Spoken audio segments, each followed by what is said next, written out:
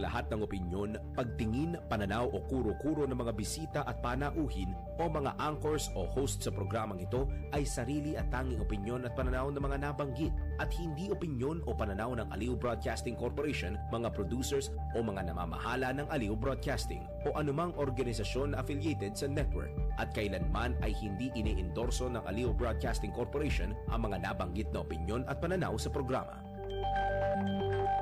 Ang mga balita, dudublehin ang pasada. Ang mga kontrobersyal, mga viral, mga trending na mga tao. Dalawang mas matinding papasadahan. Mga pangyayaring nakikita sa kalsada. Live na papasadahan. Tampalang John Ibanez at Drew Nasino. Doble ang lakas, doble ang tindi. DWIZ Pasada Balita sa DWIZ News, DWIZ News TV at Aliw Channel 23 at sa digital channels ng DWIZ. Huwag magpapaiwan para huwag maunahan. Pasada Balita.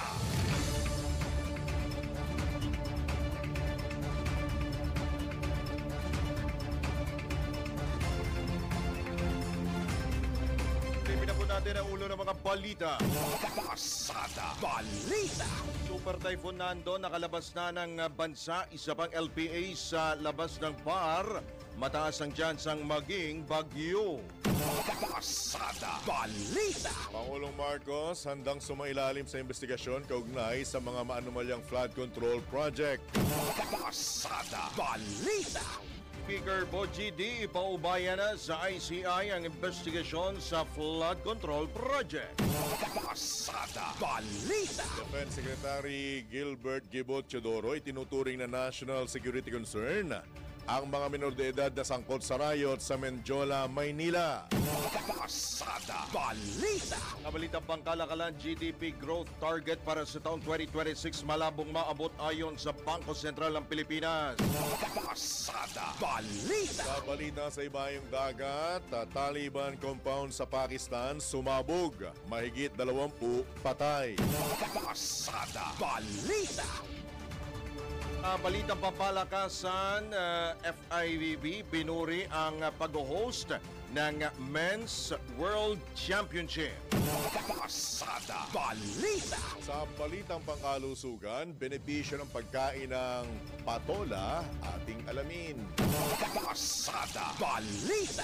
At sa showbiz, social media influencer V. Cortez pinatikos sa kanyang pakikilahok sa paglahok sa trillion peso march. Tampalang John Ibanez at Drew Nasino. Pasada Balita.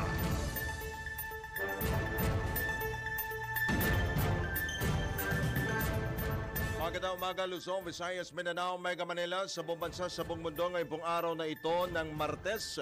Ngayon po ay Setyembre 23 taon 2025. Kayo po ay nakatutok, nakikinig at nanonood pa rin sa Impila May Todong Lakas, DWIC 882 at Aliw Channel 23. Kami po ang inyong mga magiging tagapagatid balita, Drew Nasino, Johnny Ibanez. Pasada Balita. Sa oras na 6 na sandali, makalipas po ang alas 6 na ng umaga. Sa detalye nga po ng mga balita, Pasada Balita. Nakalabas na ng bansa ang Super Typhoon Nando. Ayon sa latest bulletin ng Pag-asa, namataan ang bagyo at may lakas po na hangin na 185 kilometro kada oras. Malapit sa gitna at pagbugsong aabot sa 230 kilometro kada oras. Nakataas pa rin ang tropical cyclone wind signal number 3 sa Ilocos Norte, Calanasan, Apayao, hilagang kanlurang bahagi ng mainland Cagayan at kanlurang bahagi ng Babuyan Islands. Nasa signal number 2 naman ang Batanes, nalalabing bahagi ng Babuyan Islands, hilagat, gitnang bahagi ng Cagayan at nalalabing bahagi ng Apayao. So ang layo nitong bagyo na ito ay nasa mahigit layo na nito 2,000 kilometro kanluran ng Kalayan, Cagayan at kumikilos pa kanluran sa bilis na 20 kilometro kada oras. Mamaya po magbibigay pa po tayo ng mga karagdagang updates kaugnay po sa Super Typhoon Nando o nakalalabas lamang po ng bansa habang yung isa pang low pressure area na inaasahang papasok ng PAR ay posibleng makapasok ito sa bansa bukas o mamayang gabi. Pasada Balita. Suspendido ang klase ngayong araw sa mga susunod na lugar bunsod ng paghagupit ng Super Typhoon Nando at sinamahan pa ng hanging habagat. All level sa Abra, Apayao, Ilocos Norte, Batanes, Batangas, Balayan, Balete, Calaca, Calatagan, Cuenca, Lubo, Nasugbo, San Jose, San Juan, Santo Tomas, Talisay at Taysan. Lahat po yan sa Batangas. Maging sa Benguet at bahagi ng Cagayan kabilang ang Abulog, Apari, Tugigaraw. Sa Cavite naman kabilang ang Cavite City, Imus, Kawit. Sa La Union kasama ang Bacnotan, Bawang, Luna at San Juan. Labigan naman ng Laguna kabilang ang Kalayaan, Luisiana, Kalawan, Santa Cruz, Municipality of Rizal, Paete, gayon din ang Ilocos Sur at maging ang NCR o Metro Manila. Kabilang nga po rito ang Malabon, Pateros, Valenzuela at lahat ng nasasaklaw ng National Capital Region. Gayon din sa lalawigan ng Pangasinan, kabilang ang Basista at San Carlos. Sa lalawigan naman ng Rizal, kabilang ang Angono, Binangonan, Cainta, Cardona, Morong, Pililla, Tanay, Hala-Hala at Taytay. Pasada Balita. Namin ko lamang po itong distansya nitong bagyong Nando, 265 kilometro kanluran ng Kalayan, Cagayan. So 265 kilometers po ang layo mula po dyan sa Kalayan, Cagayan, kung saan yan po ay naglandfall kahapon at isang beses lamang po na tumama sa kalupaan ng naturang lugar. Sa iba pang tampok na balita, handa si Pangulong Ferdinand Marcos Jr. na sumailalim sa investigasyon kaugnay sa ulat ng Philippine Center for Investigative Journalism na nagsasabing nakatanggap umano siya ng 21 million pesos mula sa Rodhill Construction and Enterprises para sa kanyang kampanya noong 2022 elections. Ayon kay Palace Press Officer Claire Castro, hindi nagtatago ang Pangulo at bukas siyang sumailalim sa anumang proseso ng pagsisiyasat kung saklawin ang investigasyon ng kanyang pangalan. Iginit ni Atty. Castro na matapang ang Pangulo at kumpiyansa itong malilinis ang kanyang pangalan sa pamagitan na formal na proseso ng investigasyon. Malinaw din anya ang posisyon ng punong ekotibo na walang sino man, kahit maging siya, ang dapat mailayo sa batas o sa anumang pagdinig hinggil sa katiwalian. Sa gitna ng kontrobersya, kinikilala ng Malacanang na sensitibo ang alegasyon dahil kinasasangkutan ito ng mga kontratistang may proyekto sa pamahalaan. Pasada Balita. Naniniwala naman ang political analyst na si Professor Froilan Calilong na bumalik o mistulang nag-boomerang kina Pangulong Ferdinand Marcos Jr. at kanyang mga kalyado ang nabigong impeachment laban kay Vice President Sara Duterte. Ito'y matapos ang serye ng revelasyon tungkol sa mga flood control projects kung saan nasangkot ang mismong pinsa ng Pangulo na si dating House Speaker Martin Romualdez at ilang pang mambabatas at iba pang politiko na nasa mayorya. Sa panayan ng DWIZ, sinabi ni Professor Calilong, mistulang naging boomerang effect ang nangyaring plano na tanggalin ang impluwensya ni VP Sara sa darating na 2028 elections. Yung mismong mga allegations that they try to frame against the Vice President in the hope that she will be impeached and in the hope that she will be removed from the picture come 2028, I think it all went back to them. At mas matindi, mas malaki yung balik, because there is the erosion of public trust at the moment. At hindi lang yun, yung galit. Nagpa ni Professor Calilo ang nangyaring rally sa anibersaryo ng pagdedeklara ng martial law 1972, may tuturing na pinakamalaking pagtitipon sa mga nakarang taon at nagtataka siya sa kakulangan ng mismong aksyon ng Pangulo. if you're the president, you're supposed to be in control, and you are the captain of the ship, no? But for you to know where the direction of the country is going, and you asking questions to the public, I think that is very, very unbecoming of a president. So, yun yung nakakalungkot na nangyayari dito. Everything is going back to them actually. Yan naman po ang tinig ng political analyst na si Professor Froilan Calilong sa panayam ng DWIZ. Pasada Balita. May posibilidad namang ma-impeach si Pangulong Bongbong Marcos sakaling may mga kaalyado siyang biglang tumalikod bilang epekto ng mga kilos protestang ginanap o idinaos sa iba't ibang panig ng bansa. Ito ang paniwala ng political analyst si Professor Froilan Calilong matapos nga ang demonstrasyon ng taong bayan laban sa korupsyon kaugnay sa mga maanomalya ng flood control projects. Posible anyang magdalawang isip ang mga politiko na nais tumakbo sa 2028 elections dahil ipinapakita ng trillion peso march na maaari silang madawit kung pagpapatuloy pa rin nila ang kanilang nakasanayang ginagawa pagdating sa paggamit ng pondo ng bayan. For as long as the critical mass will be here at nakikita natin yung inertia, yung building up ng momentum ng taong bayan. If you're a politician and if you're thinking of running in 2028 or if you want to prolong your dynasty or your family lineage sa politika, mag-iisip ka talaga na tumawid, no, or umalis doon sa kasalukuyang majority party. Dinagdag pa ni Calilong na maaari ring maging mitya ng impeachment laban kay Pangulong Marcos ang pagkalas naman o pagbaligtad ng mga politikong kanyang kaalyado.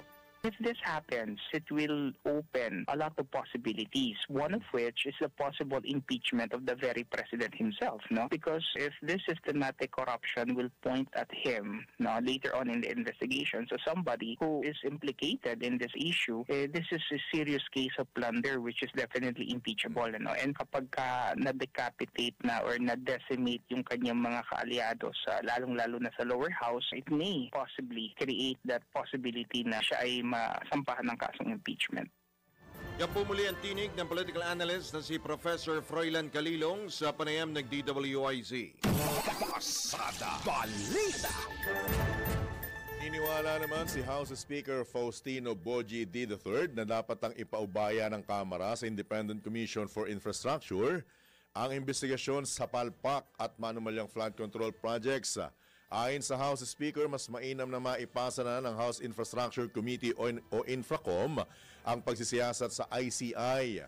Sinabi ni Speaker D na ito'y dahil hindi na anya pinaniniwalaan ng taong bayan ang mga nangyayari sa pagdinig ng Infracom na binubuo ng Committees on Public Accounts, Public Works and Highways at Good Government and Public Accountability. Matatandang nakakadalawang pagdinig ng Infracom sa issue ng flood control kung saan marami nang naisiwalat at natuklasan kabilang ang pagkakasangkot sa mga pangalan ni na Senators Jingo Estrada at Joel Villanueva kay dating District Engineer Henry Alcantara. Dagdag pa ng House Speaker na pag-uusapan pa ng mga leader ng Kamara kung ano ang magiging direksyon kasabay ng pagigit na handa silang ibigay na sa ICI ang mga kinakailangang dokumento o ebidensya na nakalap mula sa mga pagdinig ng Infracom. Pasada Balita. Ngayon pa rin yan, umarap na si Senate President Vicente Tito Soto III kay dating Justice Andres Reyes Jr., dating DPWH Secretary Rogelio Singson at Rosana Fajardo ng Independent Commission on Infrastructure. Ipinalawanag ni Soto sa komisyon ang proseso sa Senado sa pagsusulong ng amendments at insertions. Ito ikaugnay ng investigasyon ng ICI sa flood control anomalies. Una nang inihayag ni Senate President Pro Tempore Panfilo Ping Lacson na Kongreso ang pinagmulan ng original sin at ang pinag-ugatan ng kasalanan kaya naging impyerno ang buhay ng karaniwang Pilipino dahil sa pagbaha, bunga ng korupsyon, mga palpak at guni-guning flood control projects. Idinagdag naman ni Lacson na kung hindi nagsingit ng pondo Ang mga kongresista at mga senador, walang budget na pagkukunan ang mga tiwaling opisyal sa Department of Public Works and Highways. Pasada Balita. Tiniyak naman mismo ni House Speaker Faustino Boyedi III na matututukan at magiging patas ang ipinapasang proposed national budget para sa susunod na taon. Ayon kay Speaker D, masusing tinatalakay at binubusisi ng Budget Amendments Review Subcommittee sa deliberasyon ng House Appropriations Committee ang 2026 National Budget.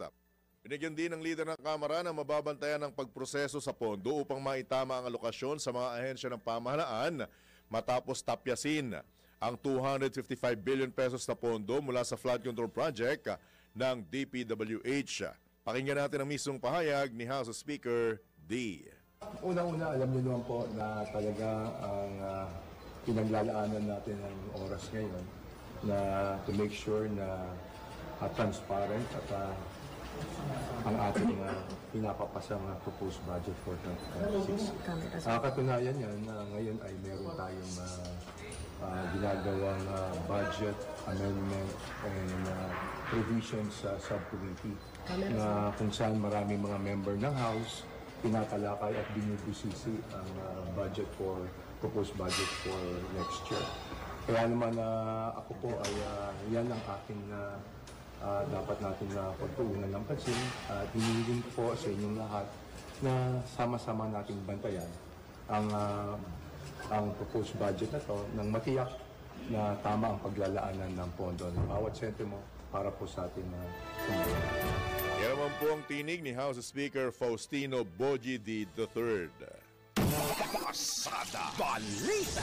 Madalang pagbawi sa legislative immunity na ipinagkaloob kay dating DPWH Assistant District Engineer Bryce Hernandez, tiniyak ng Senate Blue Ribbon Committee. Ang detalye mula kay Patrol 19, Celi Ortega Bueno. Tiniyak ni Blue Ribbon Committee Chairman, Senate President Pro Tempore Panfilo Lacson na babawin nila pinagkaloob na legislative immunity kay dating Bulacan Assistant District Engineer Bryce Hernandez at hindi ito irekomenda na tanggapin sa Witness Protection Program ng Department of Justice. Ito'y sa harap ng pahayag ni Hernandez na sa Independent Commission for Infrastructure o sa ICI salit na sa Senate Blue Ribbon Committee niya ita-turn over ang kanyang computer para hindi daw biased. Ayon kay Lacson, nasa kamay ni Hernandez ang pagpapasya dahil sa computer niya yon, pero dahil hindi niya tinupad ang pangako na ganap na makikipagtulungan sa Blue Ribbon Committee, kaya gagamitin ng committee ang prerogative na bawiin ang legislative immunity na ipinagkaloob dito. Kit ni Lacson, wala silang problema kung sa ICI ibigay ni Hernandez ang kanyang computer. Lagi naman daw niyang sinasabi na anumang mahalagang ebidensya na kanilang makakalap ay kanilang ibibigay sa ICI. Tangian niya nilang issue ay ang hindi pagtupad ni Hernandez sa ipinangako na ganap na makikipagkooperasyon sa Blue Ribbon Committee.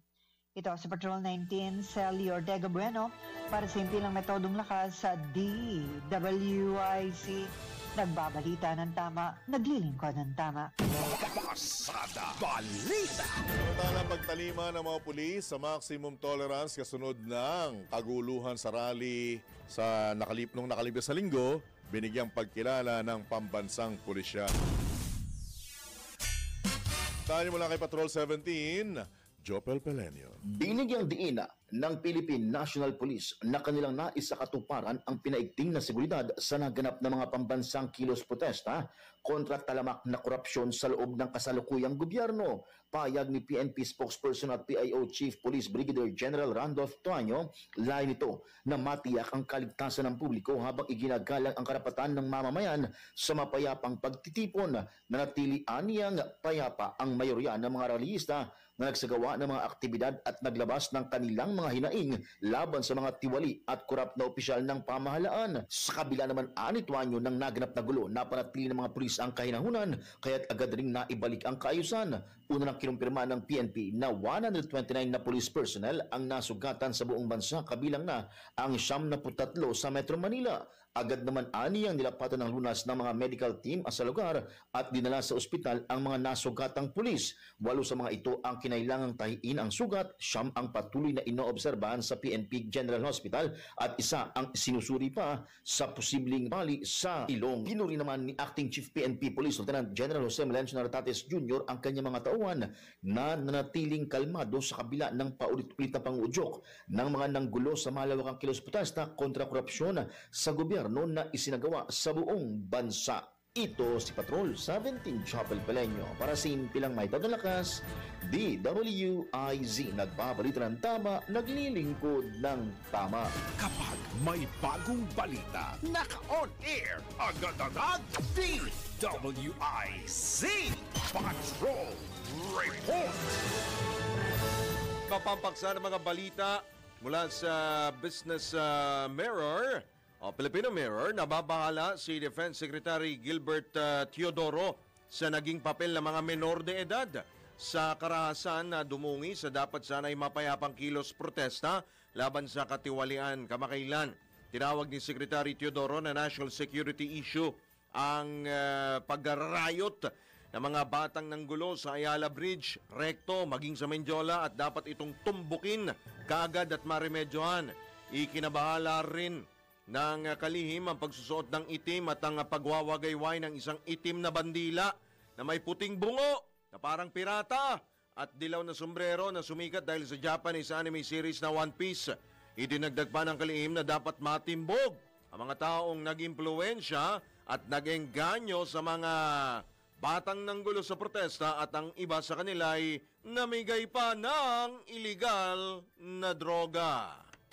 Pasada Balita. Bukod naman sa watawat ng Pilipinas at iba pang bandila ng mga grupong sumali sa Trillion Peso March, kapansin-pansin din ang isang bandilang itim na may puting bungo at dilaw na sombrero.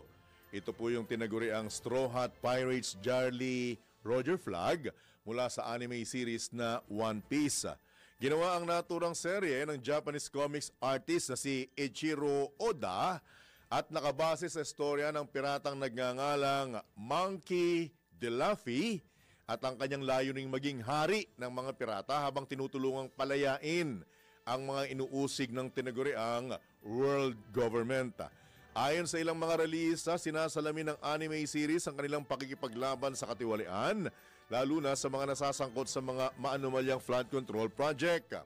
Hindi lamang sa Pilipinas iwinagayway ang Straw Hat Pirate Flag dahil nauna na itong nakita sa mga protesta ng mga Gen Z sa Indonesia at Nepal, mga ilang linggo na ang nakalilipas. Pasada Balita.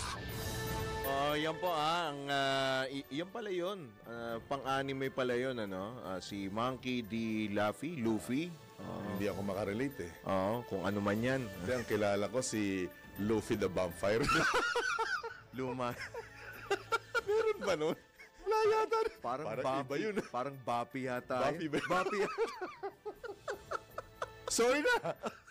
Hindi, Yun ang inabot ko eh. yun ang, inabot ko rin naman yun eh. Yung, Series din yan, di ba? 90s TV? ba yun? 80s. Series na yung yan. babae Ganda dun yun. eh, yung artist ng babae. Yun- Anyway, ang nakapagtataka lang sa akin, wala namang problema kung kumbaga mag-adapt kayo ng iba't ibang mga bagay or for this matter yung Pirate or One Piece anime Sa series. Indonesia, Nepal, yan din ang ginamit. Ang sa akin lang, kagaya nga nung binabanggit ko ng mga raan, kahit kahapon, sinasabi ko na hindi naman po karahasan at violenteng hakbang ang makakasolusyon sa ating problema. Kasi para sa akin, ang violence at saka karahasan, kung magkapareho man yan, Tagalog man o English, nakadadagdag sa problema eh. Actually. Hindi naman actually nakakasolusyon sa problema. So ang sa akin, unang-una, lahat po ng nag-organisa nung pagtitipon nung nakaraang linggo, ang panawagan, mapayapa. Pero hindi ko lang maintindihan doon sa ilang mga kababayan natin na talagang ipinipilit nila na hindi mapipigilan ang bugso ng damdamin at galit, lalo na nung mga nasa mawawang antas ng pamumuhay na labis na naapektuhan ng pagbaha at iba pang mga resulta ng korupsyon. Gets ko po kayo doon. Pero ultimately, nakatulong po ba? Hindi. Ang tanong ko sa inyo, nakatulong po ba? Nagkaroon ba ng magandang resulta yung ginawa nilang panggugulo at pagiging violente, yung pagkakaroon ng karahasan sa mapayapa dapat na kilos protesta? Pakisagot niya ako. At actually, Diba? andun pa yung mga magulang nyo Oh. sa labas ng MPD. Ano ngayon ang iniiyak ng mga magulang? Di ba may geng-geng pang binanggit, naging viral yon yung salitang geng-geng, yung pala gang. Ilang taon yung batang nahuli? 15 anyos? Actually, meron pa mas bata. May mas bata pa. Ang tanong, alam po ba nila yung pinaglalaban nila? Alam po ba nila yung ipinunta nila doon sa lugar na yon? Ngayon, sisisihin nyo na kesyo sobrang galit, sobrang apekto sa kanilang pamumuhay. Teka muna, yung mga batang bang yan, nahihirapan ba sa buhay yan? Di ba nakasaalang-alang sa mga magulang nila yan? Ang Actually, bawat kinakain nila, bawat galaw nila, nakaangkla pa sa magulang nila yan. Ito pa nga, kuya, bago tayo bago tayo mag-break, ang sinira nitong mga binatilyo itong mga menor de edad, private establishment. Tsaka walang kinalaman ng traffic Walang signal. kinalaman doon sa, oo. Walang kinalaman ng traffic sign, traffic signal sa nangyaring korupsyon. Mga sasakyan ng Motorsiklo oo, at yung trailer truck. trailer truck. At yung nananahimik na paborito mong lugar. Yung Motorist Hotel. Ay, ni Huwag Kuya nating Winner. huwag Paborito nating, niya. yung Motorist Hotel. Nananahimik yun eh. Di ba? Ang ginawa nyo, pinasok nyo, pinagnakawan nyo, sinira nyo ilang mga gamit. So, sagot ba sa korupsyon yan? Di ba? Tapos yung iba naman, pinangahawakan pa. Talagang hindi natin okay na, ang dami namang galit na galit eh. Pero bakit ilan ang naging violente? At bakit in particular sa lugar na yon? Dahil malapit sa Malacanang? Sino ba yung nag-udyok? Diba? Yun pa, isa. Yun ang, Sino yung responsable sa pag-uudyok dyan? At binabanggit, kakaiba yung amoy ng mga kabataan, ha? Diba? Hindi natin minemenos, hindi yung, wala nating in particular sa itsura, sa amoy, or sa pananamit. Ang binabanggit ko lang, yung amoy, mukhang amoy alak eh. At mukhang may amoy joint pa yung iba eh. Diba? So, sa akin, sino po ang anong tawag doon? Nag-trigger dyan. Instigador. Oo, di ba? Sino yung manulsol dyan? At sino yung, kung meron mang budget dyan, sino yung nag-budget dyan para magsagawa ng ganyang hakbang? Ay, nako. Diba? Ang sa atin lang mapayapa nga ang panawagan eh. Kaya nga natin, napatunayan na natin, nung unang-unang EDSA, milyong taong na ang pumuno sa EDSA, walang naging duguan. Tapos ngayon, babalik natin sa ganyan. Dito, meron pa Diba? nagbuwis ng buhay na isa. Sabi ng nasaksak. DOH na, Diba? sabi ng DOH. Ngayon ang resulta. Ay, nako. Asan ngayon ang mga magulang yung mga batang yan, yung mga minor de edad na yan? Naghahanap ngayon ng pampiyansa. Di ba dagdag problema sa inyo? Yes. Kanino ba kayo hihingi ng tulong? Hindi, masisisi na naman yung gobyerno. Sisi na naman. Dahil sabihin nila, hindi nyo kasi pinabayaan nyo kasi yung mga nasa mahihirap na sektor eh. Kaya ganyan ang nangyayari. Di ba?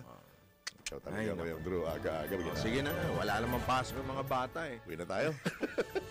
Sige, tayo po muna yung magbibigay daan sa ilang mga paalala. Oras po natin. Sira yung paboritong tambay ni Winner Contino tsaka ni Daryl Justin dyan sa may gilid ng rekto. May bubble pa.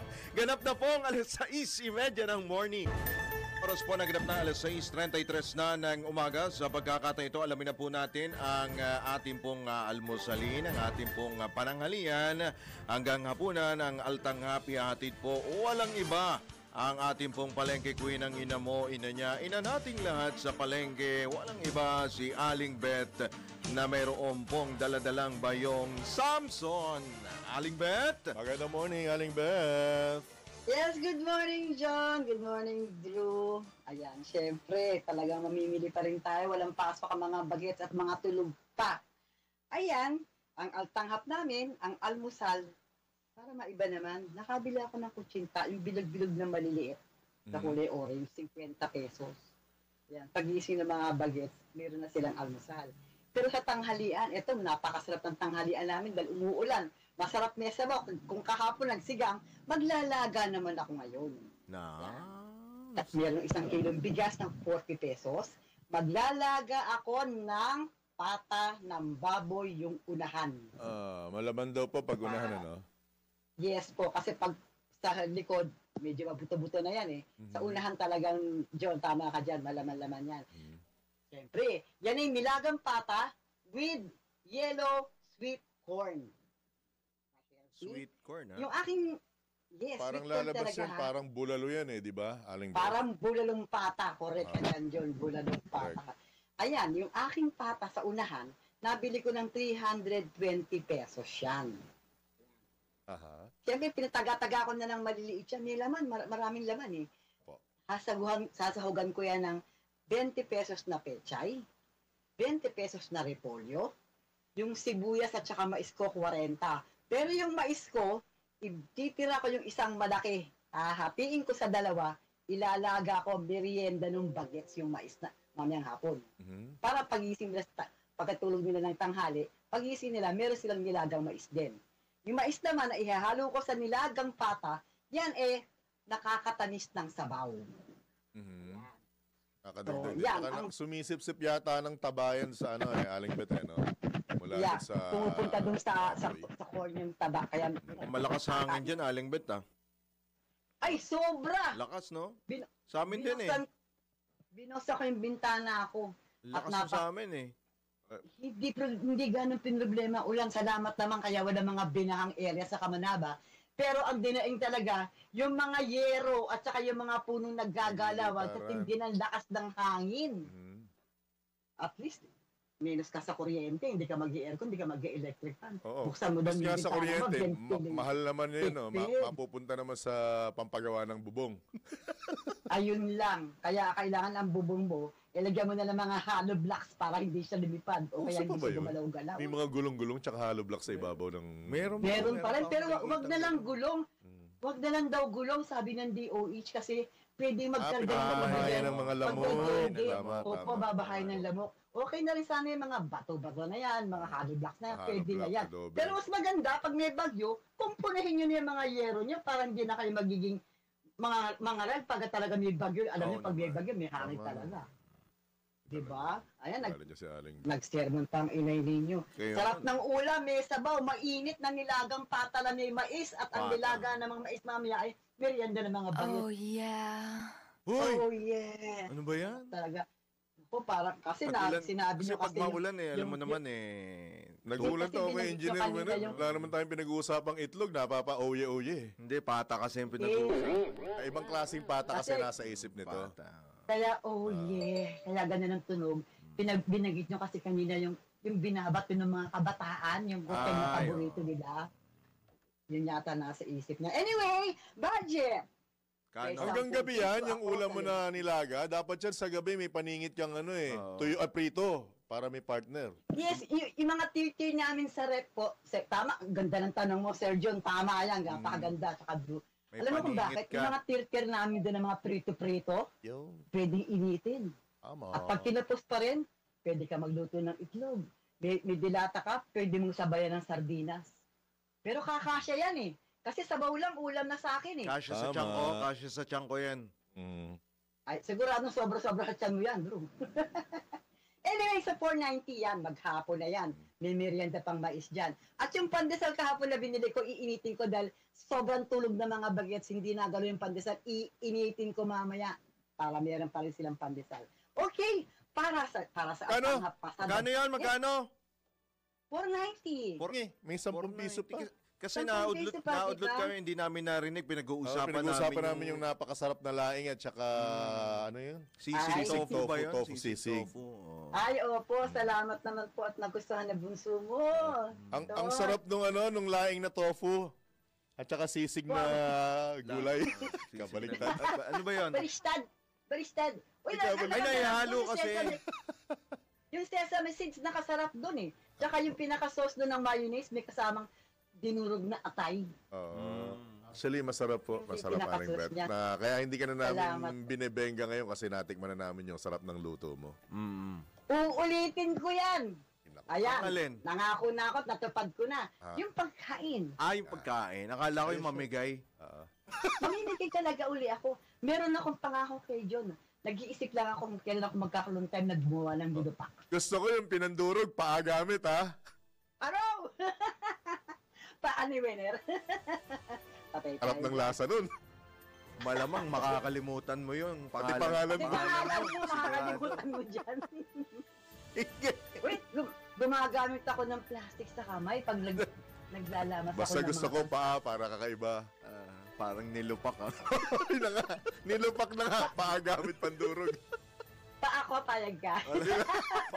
Pasindabi po sa nag-aalmusal, nagbibiruan lang po kami. Yes Paamoy po. na yun. Ayan. Para po sa Altanga Pasada Balita Metro Patrol Palengke Queen Beth Sounds ng DWIZ. Nagbabalita ng tama. Siyempre kahit umuulan, magbabasa tayo ng tama. Back to you guys. Ingat, Aling Beth. Thank you. Pasada Balita. Samantala, kumuha tayo ng update sa epekto ng bagyong Nando sa mga lalawigan. Mula sa Calabarzon area, alamin natin ang update report, sitwasyon mula kay Kuyang Arman Cambe. Kuyang Arman, good morning. Good morning sa inyo, Kuya Drew at Kuya Jan. Andito ako ngayon sa highway, yung pinakamahabang highway dito sa Laguna. Mula Calamba hanggang Santa Cruz, maulan pa rin, subalit wala ng baha, wala ng tubig baha. At malakas ang hangin, bagamat hindi na rin umano binabayo ng mga hangin itong mga palayan. Kaya medyo maganda ng panahon. Walang pasok ang buong Laguna, Calabarzon, Batangas, Laguna, Cavite, Rizal, Quezon dahil sa banta pa rin daw ng ulan at ng pagbaha. Dito sa kinatatayan ko, mismo dito sa pagitan ng Calamba at Santa Cruz ay maayos naman takbo ng mga sasakyan.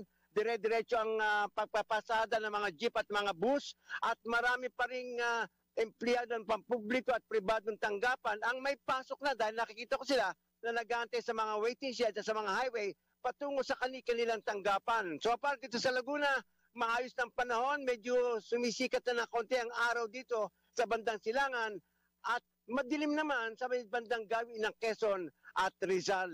Mula pa rin dito sa Laguna, Arman kami, Laguna Pasintin, may todo lakas. DWIZ nagbabalita ng tama, naglilingkod ng tama. Pasada Balita. Ako naman tayo sa Bicolandia. Alamin po natin ang sitwasyon dyan sa Naga, sa Camarines Sur. Mula kay Melvin Machado. Maray na aga, Melvin. Manoy! Manoy! Ang epekto... Manoy, maray na aga. Batid ng pamalang lungsod ng Naga ang banta ng epekto ng masamang Bikulan sa susunod na mga araw.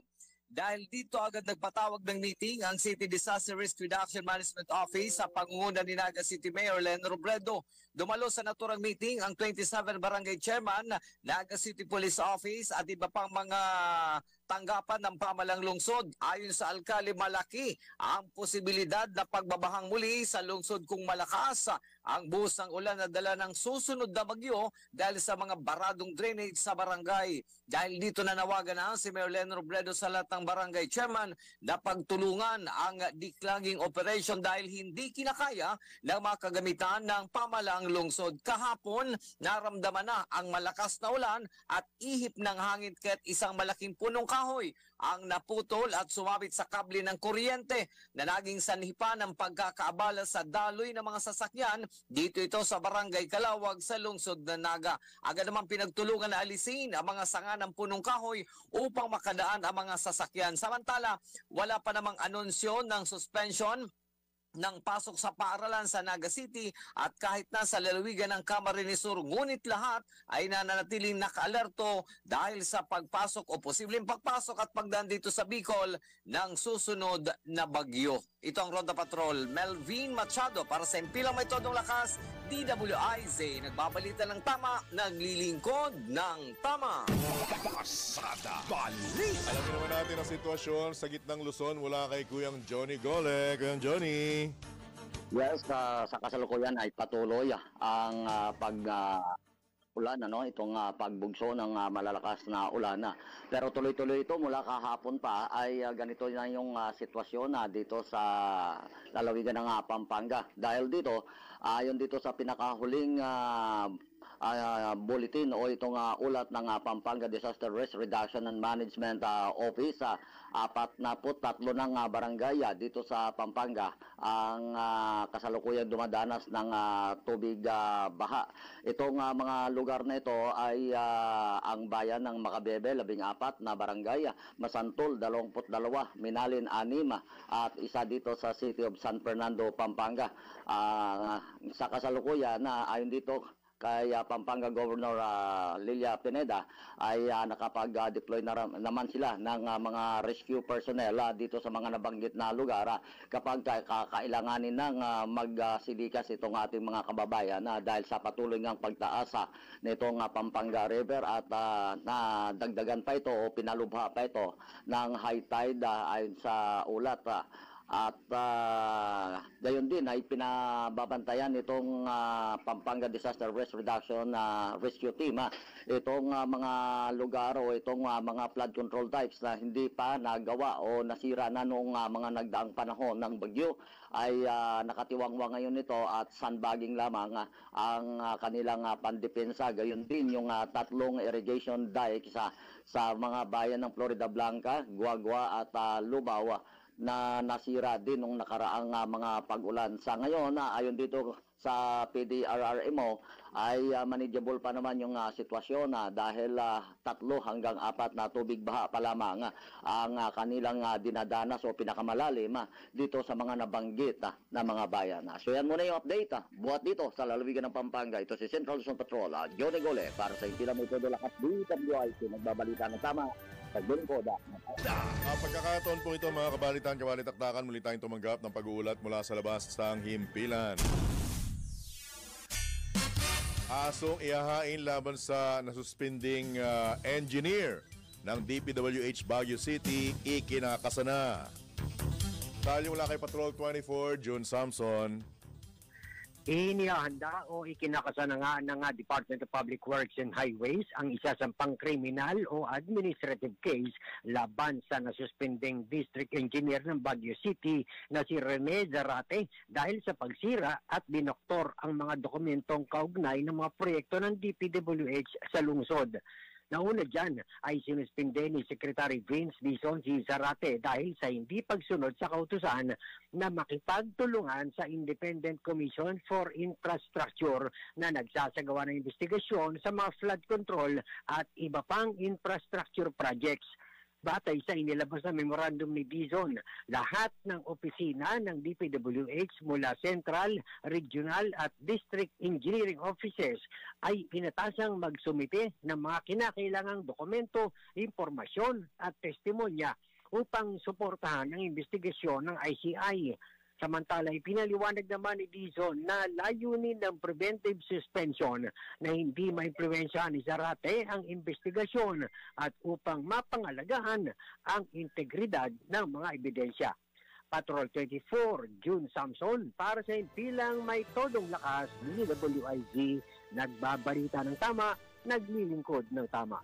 Kapag may bagong balita, naka-on air, agad-agad, DWIZ Patrol Report!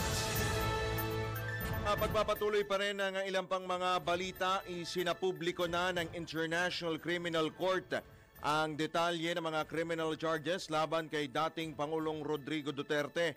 Kaugnay nga sa kanyang kinakaharap na kaso sa ICC, ito nga pong 49 incidents ng murder at attempted murder sa matapos ang war on drugs na ipinatupad ng kanyang administrasyon. At yan po ay crimes against humanity. So yung kaso, simula noong siya ay naging alkalde ng Davao City hanggang sa maging pangulo siya ng Pilipinas, inilabas ng ICC, isinapubliko ng ICC ang redacted version ng mga dokumentong naglalaman ng mga charges nitong July 4, 2025 at nitong September 22 o isang araw bago ang kanyang nakatakdasa ng confirmation of charges hearing sa The Hague, Netherlands na ipinospone. Kabilang nga po sa mga kasong isinampa laban sa dating Pangulo ay ang pagpaslang sa 19 na biktima nung alkalde pa siya ng Davao City mula 2013 hanggang 2016, ang pagpatay sa 14 na sinasabing high-value targets noong panahon ng kanyang pagkapangulo simula 2016 hanggang 2017. Yung murder at attempted murder sa 45 biktima ng Oplan Tokhang simula 2016 hanggang 2018. Idinagdag pa ng prosekusyon na may common plan si Duterte at ang kanyang mga taga-suporta na in-neutralize o patahimikin ang mga sinasabing kriminal sa pamamagitan ng marahas na krimen tulad nga ng pagpatay. Pasada Balita. Abiso sa mga motorista, kinakailangan na naman pong maghigpit ng sinturon ni Juan at Juana de la Cruz dahil sa panibagong pagpapatupad ng malaking dagdag presyo ng mga kumpanya ng langis sa ika-6 na sunod na linggo. Inanunsyo ng mga kumpanya ng langis ang dagdag piso sa kada litro ng gasolina at gas o kerosene, habang 80 sentimos naman ang itinaas sa kada litro ng diesel. Epektibo kaninang alas 6 ng umaga ang mga nasabing dagdag presyo sa mga produktong petrolyo, habang ipatutupad naman ng clean fuel ang dagdag presyo mamayang alas 4:01 pa ng hapon. Kabilang sa mga tinukoy ng tagapagsalita ng mga kumpanya ng langis, nagkamali ako. Tinukoy ng Department of Energy Oil Industry Management Bureau na sanhi ng panibagong price adjustment ang nagpapatuloy na geopolitical risk bunsod ng dagdag na sanctions ng Amerika sa Russian oil at mga drone strike ng Ukraine sa halos 400 energy sites sa Russia. Pasada Balita. Sa latest pa rin mula sa Filipino Mirror, tumaas na naman ang presyo ng ilang agricultural products ngayong buwan.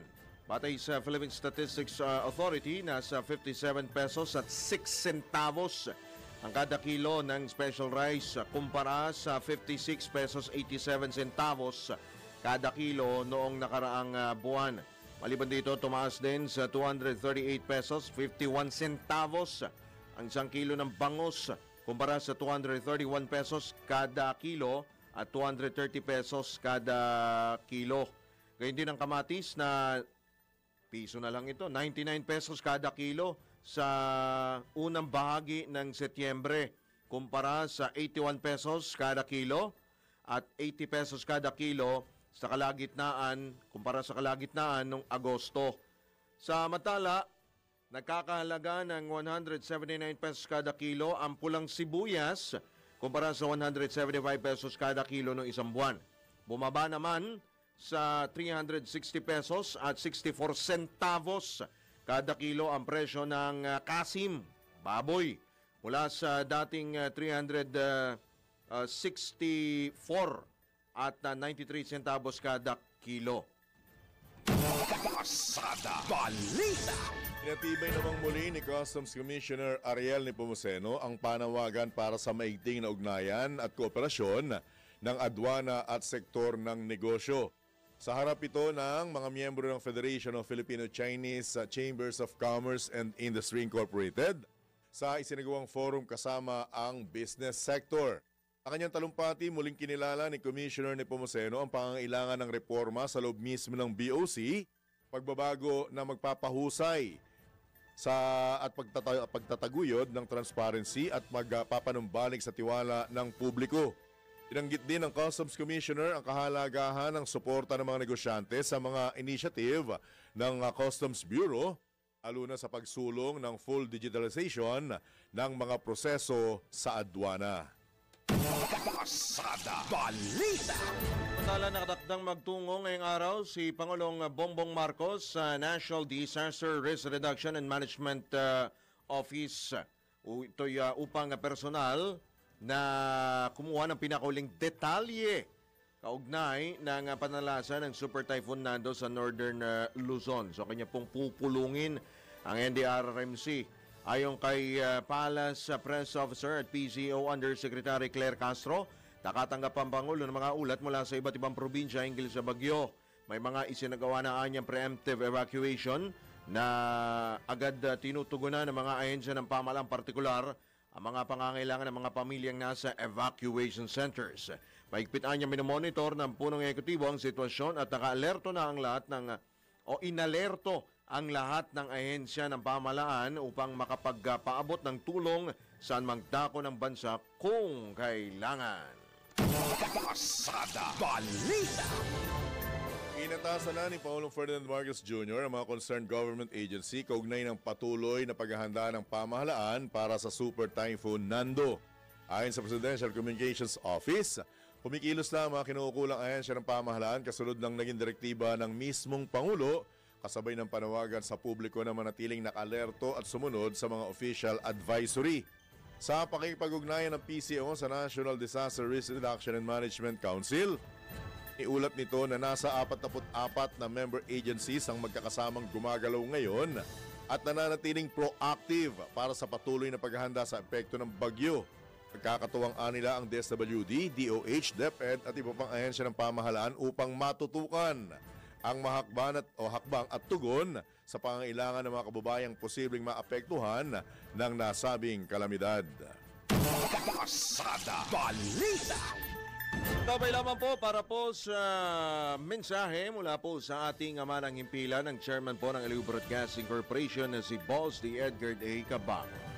Tambalang John Ibanez at Drew Nasino. Pasada Balita.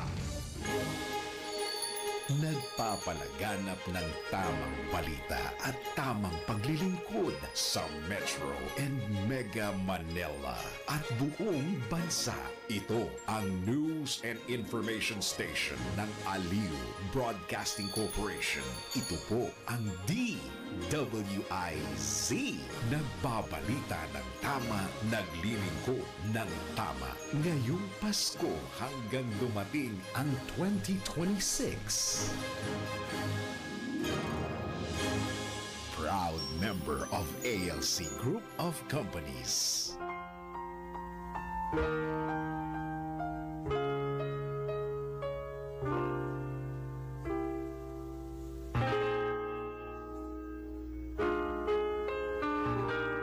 Sa oras po naganap ng eksakto yung punto alas 7 ng umaga, ito po ating pakinggan ang mensahe mula po sa ating ama ng himpilan, ang chairman po ng Aliw Broadcasting Corporation na si Boss D. Edgar A. Cabangon.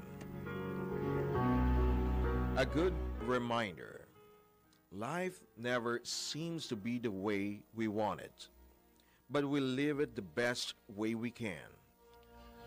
There is no perfect life, but we can fill it with perfect moments. Think good, think God, thank God. Have a great day ahead. God bless you. Yan po ang maiksi, subalit makabuluhan at malamang mensahe mula po sa ating ama ng himpilan, ang chairman po ng Aliw Broadcasting Corporation na si Boss D. Edgar A. Cabang.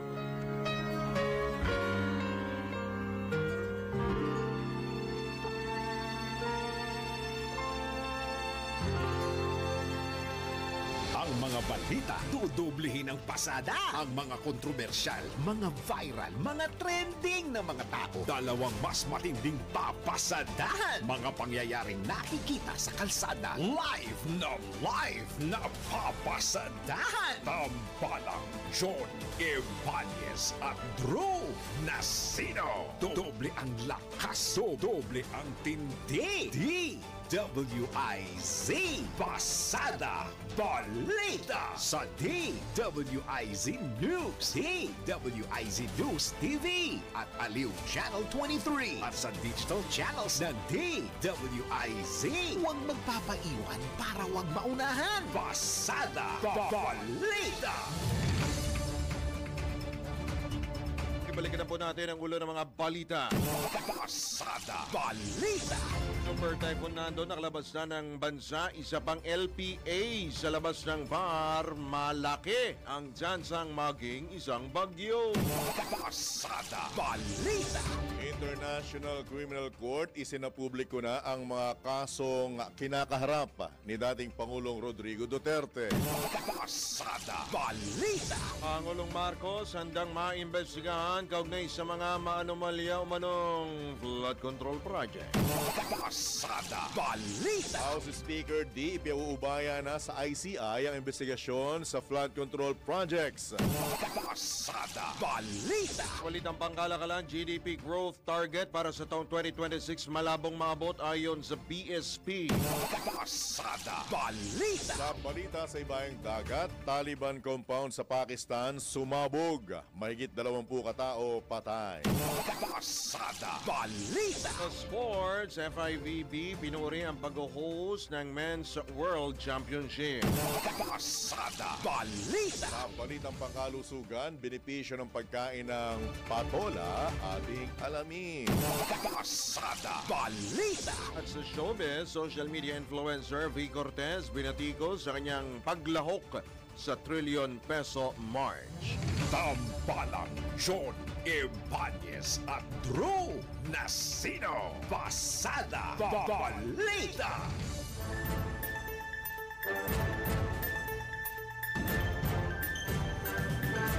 Oras po na 4 makalipas po ang ikapito ng umaga sa pagpapatuloy pa rin po ng mga balita. Update po sa bagyo. Itong si Super Typhoon Nando. Actually, hindi na ito Super Typhoon dahil humina na po ito. Itong bagyong ito, humina na at bahagyang bumagal habang papalabas o nasa labas ng Philippine Area of Responsibility. Ayon sa batay sa pinakauling ulat ng Pag-asa, namataan ang bagyo sa layong 265 kilometro kanluran ng Calayan, Cagayan at kumikilos pa kanluran sa bilis na 20 kilometro kada oras. Taglay nito ang lakas ng hangin aabot sa 185 kilometro kada oras at pagbugso aabot sa 230 kilometro kada oras.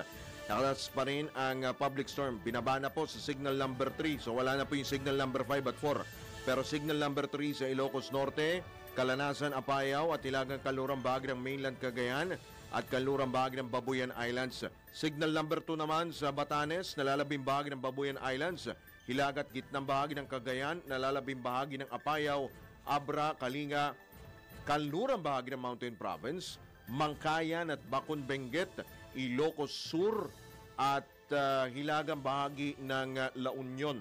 Samantala, signal number 1 naman sa nalalabing bahagi ng Cagayan, Isabela, Quirino, Nueva Vizcaya, hilagat gitnang bahagi ng Aurora, nalalabing bahagi ng Mountain Province, Ifugao, nalalabing bahagi ng Benguet, La Union, Pangasinan, hilagang bahagi ng Zambales, hilagat gitnang bahagi ng Tarlac at hilaga at gitnang bahagi ng Nueva Ecija.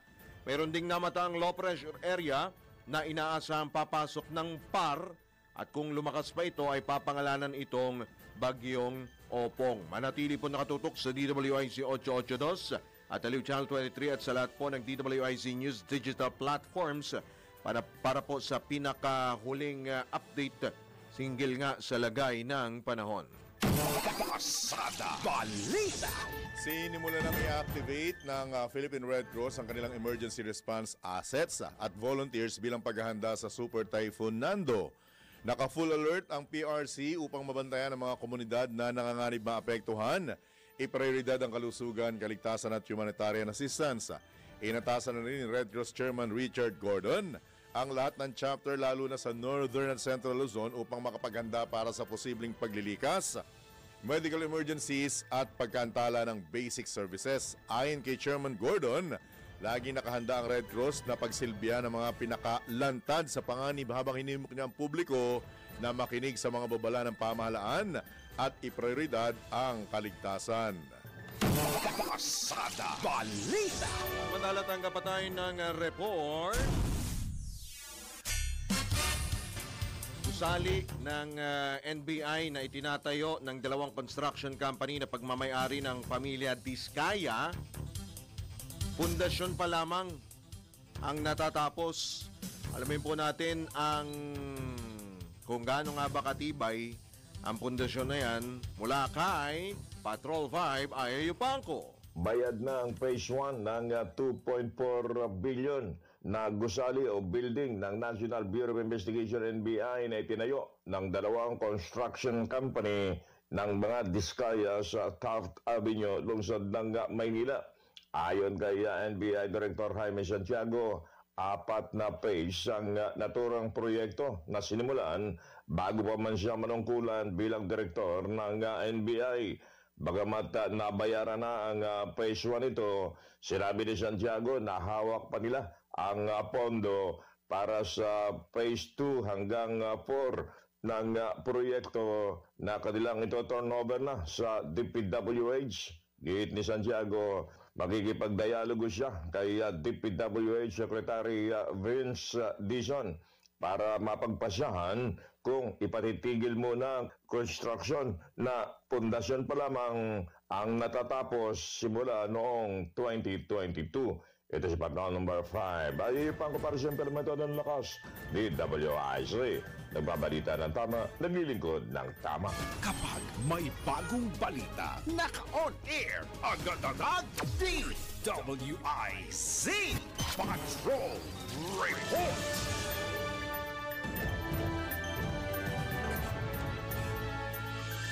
Samantala, kinunda na mismo ni Pangulong Ferdinand Marcos Jr. ang paggamit sa mga kabataan o minor de edad na nangyaring kaguluhan kasabay ng malawakang kilos protesta na ikinasa kontra korupsyon at katiwalian. Ayon kay Palace Press Officer Claire Castro, hindi lehitimong rallyista ang may lehitimong adhikain ang mga tinawag nitong Team Itim, kundi mga grupong sinadyang manggulo at nanira ng pamahalaan sa pamamagitan ng panununog, paninira at iba pang illegal na gawain. Binigyang din ni Undersecretary Castro na hindi makalalagpas sa kamay ng batas ang mga responsable sa kaguluhan at hustisya ang uusig sa mga ito. Pinuna rin ng Palasyo ng Malacanang ang paggamit ng foul language ng ilang dumalo sa protesta. Paalala ni Jose Castro, may responsibilidad ng lahat na maging mabuting ehemplo, lalo na sa mga kabataan, at dapat idaan sa tamang paraan ang laban kontra katiwalian. Pasada Balita. Ngayon pa rin yan, natukoy na ng pamahalaan kung anong grupo ang nagsimula ng maras na demonstrasyon sa Ayala Bridge, Mendiola at Recto na nauwi sa sakitan sa pagitan ng mga pulis at mga sibilyan. Sa press briefing sa Malacanang, tinukoy ni Information and Communications Technology Secretary Henry Aguda ang grupong Anonymous.ph na nagsimula ng pangihikayat ng karahasan online. Ito niya isang aktibong grupo na humimok sa publiko na magsuot ng itim na maskara at damit at sumama patungong Malacanang. Nakipag-ugnayan na ang DICT nakipag-ugnayan na sila sa nasabing grupo pero wala pang tugon. At hindi pa nito idinedetalye hindi rin dinedetalye kung sila nga ba o hindi ang nasa likod ng karahasan. Samantala, sinabi pa ni Secretary Aguda na sumabay pa ang isang personalidad na nanghikayat din na sumali sa kanila sa pamamagitan ng social media. Pasada Balita. Sa pagkakataon po ito, mga kabalitaan-kabalitaktakan, tayo po'y pinalad na makakausap ang dating kongresista at ngayon tumatay yung chairman ng bagong alyansang makabayan na si Chairman Teddy Casino. Teddy, good morning po. Johnny Bañez, Drew Nasino, live na po tayo sa DWIC Hello Channel 23. Kong. Good morning po, Kong Ted. Good morning, John at Andrew. Gandang umaga po sa ating mga kababayan. Right. Una sa lahat, ano po ang reaksyon ninyo sa katatapos pa lamang or nung nangyaring malawakang kilos protesta kontra korupsyon noong linggo, Chairman Teddy? Tayo po ay masaya dahil maganda ang naging kinalabasan, successful ang ating mga pagkilos both sa Luneta at sa EDSA. Malaki ang turnout ng ating mga kababayan mula sa iba't ibang sektor. Lalo na yung ng ating mga kabataan. At saka tingin ko malinaw at malakas ang mensahe na naipaabot natin na ang mamamayang Pilipino nagkakaisa doon sa panawagan na lahat ng sangkot dito sa mga anomalya sa flood control at iba pang usapin ng korupsyon dapat managot. At hindi lang yan, dapat may pagbabago sa sistema, yung sistema ng pamamahala natin. Hindi na pwede itong ganitong napaka-corrupt na bulok na sistema ng pamamahalang pinoproblema natin sa matagal na panahon. Speaking of kabataan, Kong Teddy, mukhang nasingitan Planado ba or talagang hindi lang napigilan ang bugso ng damdamin at nahaluan ng mangilan-ngilang karahasan itong dapat sana mapayapang kilos protesta ng linggo? Kong? Well, tingin ko hindi naman nasingitan, kundi hindi napigilan yung bugso ng damdamin nga nitong mga kabataan. Kasi lahat naman imbitado natin sa ating mga pagkilos. Pero nung doon sa Mendiola, pagkatapos ng program, nag-uwian na po ang mga kalahok. May mga ayaw pa umuwi. Siguro, palagay ko nabibitin sila na, kumbaga, ganun lang ba yun? Salita tayo, wala man lang nangyari. So, mga kabataan na siguro nanggaling ito sa mga komunidad na binabaha yung mga mahihirap na komunidad at meron silang galit talaga naghahanap sila ng outlet ng kanilang galit. So sinugod nila yung barikada ng mga pulis. At nung gumunti din yung mga pulis at may mga nagulpi doon sa mga kabataan, hindi lalong uminit hanggang ngayon, tuloy-tuloy na. At nakakalungkot nga at umabot sa ganon. Pero kita mo yung, kumbaga ito yung mga frustrations ng mga kabataan na lumabas ng araw na yun. Pero kung Teddy, with your indulgence, pati ba dapat mga nananahimik na traffic signal, private establishment, idinamay sa kanilang galit? Marapat po ba yun? Ayun nga ang medyo hindi na hindi na na-control yun. Pati yung mga kasamahan natin na sana ay nagmamarshal, hindi mo na makontrol yun ang doon, yun ang problema talaga nangyari. Pero kumbaga, naintindihan natin yung kanilang galit, yung kanilang sentimento. Pero sana, hindi naman humantong sa ganon. Alright.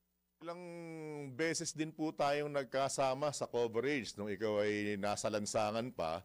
At alam naman po natin, Kong Teddy, na pagdating sa Mendiola, limited lang talaga yung area na pwedeng pagdausan ng kilos protesta. Bakit po ba kinakailangang lumapit pat piliting pasukin yung area na bawal? Kong? Actually, nakapag-program tayo sa Mendiola. Natapos naman yung program. Napakahalaga kasi ng lugar ng Mendiola kasi anniversary ng martial law yun. At alam mo naman, yan talaga ang, kumbaga, simbolo ng paglaban sa diktadura, yung Mendiola So natapos naman yung program, kaya nga lang, mukhang bitin itong mga kabataan, gusto nila may gagawin sila pa. So sinugod nila itong mga barikada, at wala naman yun sa plano. Pero yun ay kanilang ginawa. Alright. Opo, Kong Teddy, bilang isang dating mambabatas, anong reaction mo dito sa mga isinasagawa na mga pagdinig? Actually, meron mamaya sa Senado at siyempre doon din meron din sa Kamara na isasagawa o itutuloy na pagdinig. Dapat pa bang ituloy yan considering na meron na tayong independent commission? Ang problema kasi sa independent commission yung limited ang powers niyan Maaari siyang magsumpina pero wala siyang power of contempt. Nakita naman natin doon sa Kongreso at Senado ang isang nagagamit nila para pagsalitain o patugain yung mga guest nila, yung power of contempt. Yung kung hindi ka sasagot, kung hindi ka susunod sa instructions na ilabas yung information, makukulong ka. Walang ganun itong ICI so iba yung power to compel the witnesses and to gather information ng Kongreso at Senado. So baka on that count may mas lumalabas, mas may poder ito ang Senado at Kongreso. Pero ang problema naman sa Senado at Kongreso, dahil nga iniimbestigahan nila yung kanilang sarili din, nangyayari yung credibility, kaduda-duda. Malaking question. Ang ginigisa sa sariling mantika ba? Ganun? At saka nangyayari, sila nagtatakipan at saka nag-aaway. Kaya yung credibility din yung question. Pero yung ICI, problema naman dyan, anong poder nila? Actually, meron talagang isang body na may kapangyarihan, may poder, may kakayanan gumawa niyan, which is the Office of the Ombudsman. Right. Eh bakit hindi yun ang palakasin? Bakit hindi mag-appoint na ng bagong ombudsman at gawin ng ombudsman yung kanyang trabaho? Kasi yun talaga independent, supposedly, independent yun, may authority, may expertise sa usapin ng ganyan. Bakit hindi yun? Kasi yun pwede magkaso. Ang Senado, Kongreso, hindi pwede magkaso. Recommendatory Ang lang ICI, sila. hindi pwede magkaso. Ang ombudsman pwede magkaso. Eh bakit yun ang wala sa picture? Anong nakikita niyong dahilan, Kong Teddy? Bakit nga ba ganon? Dahil wala pa talagang naitatalaga si Pangulong Marcos? Yan ang isang misteryo. Kasi, alam mo, pag sa ICI yan, considering din, 3 tao lang yung ICI, tapos 10 taon worth of infrastructure projects yung kanyang hihimayin. Eh, ilang dekada kaya matatapos yun? Tapos itong Kongreso at Senado naman, in aid of legislation. Kaya ang duda natin, ano ba ito? Mga paano lang, mga pakitang tao lang, paandar lang. Wala namang makakastuhan sa mga to. Eventually, it will all boil down to ombudsman. Eh di pagdating sa ombudsman, panibagong investigasyon na naman. Panibagong proseso na naman. Eh parang dinidribble yata ito. Siguro may sasampulan lang sila, 1, 2, and that's that. Yun ang kinakabahan natin dito sa ganito. Yung mga institusyon na dapat gumagawa ng trabaho, mukhang hindi doon napupunta. I-quote ko lang po, with your indulgence, Congressman Teddy, yung banggit ni Jun Losada na nararamdaman niya yung deja vu sa kaso nito na nangyari sa kanya sa NBN-CTE.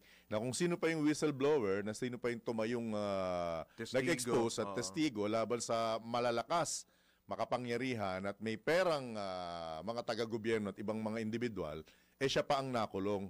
Ang feeling po niya, ganito rin ang mangyayari dito sa anomalya sa flood control project. Any comment on this, Kong Teddy? Totoo yan. Talagang yan ang nakakalungkot sa ating mga whistleblowers. Although yung iba dito hindi na whistleblower Kasi personado na sila pero totoo naman, ang whistleblower hindi naman basta-basta kakanta kung hindi din siya naiipit. Ang problema pa nga ngayon, yung pangunahing sangkot, yun yung ginagawang whistleblower. Oo hindi naman pwedeng ganon. Opo. So, sa tingin mo, mukhang, kasi ilang taon itong hahalukayin itong mga proyekto na ito, 10 taon. Possible kaya lumampas pa ito sa termino ni Pangulong Bongbong Marcos? Pero matuturo niya yung mas malalaki pa. Yun nga ang whistleblower at hindi dapat siya pa yung lumalabas na makukulong dito. Siya lang. Hindi pwede yun. Alright. Balikan lang natin yung issue ng mga kilos protesta. May kasunod pa ba ito, Kong Teddy? Or okay na itong naiparamdam ng taong bayan na sa susunod at pag hindi pa kumilos ang pamahalaan mas matindi pa ang kasunod? Tingin ko may kasunod pa kasi wala pa naman tayong nakikitang resulta. Wala pa namang nakukulong. Wala pang nananagot. Yung mga reformang hinihingi natin kaugnay nung deliberasyon sa budget, yung usapin ng pagbubukas ng Statement of Assets and Liabilities and Network at kanilang bank accounts, wala pa rin. Ang mga politiko sinasabi lang, wala akong problema dyan, okay lang ilabas yung salin. Nasa na? Hindi naman nila nilalabas. Sinasabi lang nila, okay sa kanila, di ilabas. Wala pa naglalabas ng salin. Yung usapin ng yung paglalabas ng mga kontrata, mga bidding documents ng mga projects, wala pa rin. So hanggat wala pa talagang makabuluhang pagtugon sa mga panawagan natin, mahirap na tumigil. Kasi mauuwi yan sa dati rin nangyari. Yung dati rin nangyari. Kasi nakita na natin ito, fertilizer funds scam, usapin ng mga farm-to-market roads. Yan, yung PDAF. Kung meron mang makukulong, ilalabas din after after ilang buwan. Palitan ng Pangulo. Oo, magiging senador na. Hindi pwede yung gano'n. Kung Teddy, may mga nagbabanggit na dapat daw buwagin na yung 2 kapulungan na yan. Do you agree with that? Siguro in the long term, ako okay na okay yan. Ang tanong naman ano bang ipapalit natin? Kasi kung ipapalit natin ay military junta, parang hindi naman katanggap-tanggap din yon. Pero kung ipapalit natin ay isang kapulungan at transition government siguro na maglalagay ng mga much needed reforms natin, yan ang mga pwede natin pag-usapan. Pero may mga nagtutulak din kasi ng mga military junta, kudeta, parang nag-celebrate na nga tayo ng anniversary ng batas militar, di ba? Siguro naman natuto na tayo sa mga panahong yun. Huwag nang maulit. Opo. Kung Teddy, kung hindi po natin ma-address yung ganito pong korupsyon, sa tingin mo, kailangan na nating talaga na ito, once and for all, for the end time, yung isinusulong na pagbabago sa sistema ng gobyerno or palitan man natin yung konstitusyon, mag-PI, anong PI? Ano tayo? People's Initiative, 'di ba? PI yung mabanggit. Kung Ted, eto kasi talagang, kumbaga, eto, ilang beses mo na rin binanggit ito, marami na rin mga politiko nagbanggit na talagang talamak na ang hirap ng buwagin ng mga sindikato sa gobyerno, korupsyon sa mga ahensya, particular diyan sa DPWH at kung saan mga government agency. Na-try na natin yung People's Initiative a few years ago, laban sa PDAF. PDAF nga ba yun? Oo. Ang laki ng requirements ng isang People's Initiative. Mabigat ang requirements. You need 3% of the votes, total votes per district, tapos minimum, and then 12% ng lahat ng votes sa buong bansa. Mabigat ang requirements. At the only time na may grupong nakapagpapirma ng ganyan kadami, ginamit din nila yung makinarya ng gobyerno. Dumaan din sa mga congressman, dumaan sa mayors, mga barangay captain. So sila rin ang may hawak ng makinaryang kayang mag-produce ng People's Initiative. Siguro pasukin natin yan, pero malaking paghahanda at medyo mabigat ang requirements in terms of machinery and kasama yan yung gastos. At tapos kung lalabanan pa yung People's Initiative mo ng mga dynasty at ng mga nakikinabang sa korrupt na sistema, medyo mabigat din. Pero ito siguro yung mga options na pwede nating pag-aralan. Of course, yung option palagi, nandiyan din naman yung people power. Talagang bubuwagin mo yung gobyerno, magtatayo pa ng bago. Yung parang 1986, di ba? Nag-revolutionary government si Cory Aquino. Pero kailangan din pang pag-usapan din natin kasi ang danger nga niyan, mapunta ka sa military junta, pero importante yung democratic pa rin eh. Kaya para sa akin mahalaga itong mga pagkilos, mahalaga yung pagpapalakas ng mga organisasyon ng mamamayan para matiyak natin na anumang pagbabago ang magaganap, yung lakas ng mamamayan, yung kanilang boses, yung kanilang kapangyarihan ay hindi masagdaan. Yun ang leksyon ng martial law. Dahil nga nag-celebrate tayo ng anniversary, yun ang leksyon ng martial law. Right. Dapat yung demokrasya hindi natin mabitawan. Right. Okay, marami pong salamat Kong Teddy sa inyo pong oras at magandang umaga po. Asahan po namin na meron pa tayong mga susunod pa. Kung may mga susunod pa ho na mga aktibidad, amin po kayong abalahin. Magandang umaga po, Kong Teddy. Thank you, Kong. Good morning. Ingat po. Yes, good morning po. Magandang umaga. Po sa inyo. Magandang araw sa inyo lahat. Thank you. Alright. Salamat po. Si dating Congressman Teddy Casino, ang chairman po ng Makabayan. Makabayan. Bagong alyansang Makabayan. Yan po ang si dating Congressman Teddy Casino. O siya, sige, tayo po muna ay magbibigay daan muli sa ilang pong mga paalala. Ang oras, Kung nasaan ka man ngayon, Balikongpong. mahilig sa kangkong, si Rener Contehino, 28 sandali makalipas po ang ikapito ng morning. Sa pagbabalik ng ating balitaan, naniniwala ang National Union of Journalists of the Philippines na bukod sa mga pisikal na danyos na sinapit ng ilang mamahayag, naging talamak din ng verbal harassment sa gitna ng mga kilos protesta kontra korupsyon. Ayon kay NUJP Chairman Jonathan De Santos, halos lahat ng nagko-cover na reporter, binabansagan o tinatawag na bias ng mga rallyista. Paliwanag ni De Santos, nakaugat ang ganitong persepsyon sa matagal ng naratibo ng ilang political leader na tinatawag na bias ang media. Kung babalikan naman natin yung recent history, no, nagkaroon din talaga ng narrative na bias yung media, no, galing sa, let's say, ibang political camps, no, meron talagang madalas na ganung paratang na bias yung media, and I think yung mga ganung paratang ay kahit paano, syempre, matipick up din yun ng mga tao dahil palaging nadidinig, no, sa mga ilang political leaders. Binigyan din pa ng NUJP Chairman na bagamat nananatiling objective at neutral ang karamihan sa mga ulat ng media, mahalagang kilalanin ng industriya ang posibilidad na may mga puwang o paraan ng pagbabalita na nagiging daan naman upang mabuo ang impresyon ng pagiging bias. Pagkakataon din ito para sa media naman, na tingnan din kung paano ba tayo nag-cover. No? Hindi ko naman sinasabing mali yung pag-cover natin.